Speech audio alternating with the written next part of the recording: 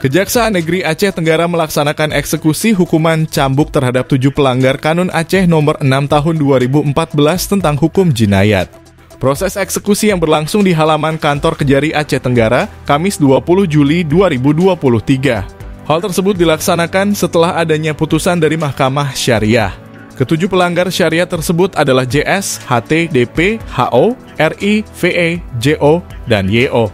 Masing-masing terpidana menjalani hukuman secara bergantian.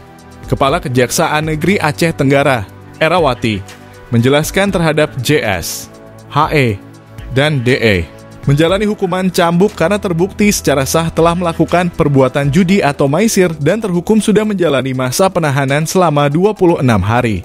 Sementara HO mendapatkan hukuman 17 kali cambukan setelah dikurangi masa tahanan. HO merupakan sebagai penyedia tempat peraminan judi tersebut, sedangkan 3 terpidana lainnya RI, JO, dan YO dijatuhi hukuman lantaran ketiganya terbukti telah melakukan perbuatan zina. Bahkan, seorang di antaranya tega melakukan perbuatan bejat tersebut kepada anak di bawah umur. Ketiga pelanggar ini dijatuhi hukuman 100 kali cambuk.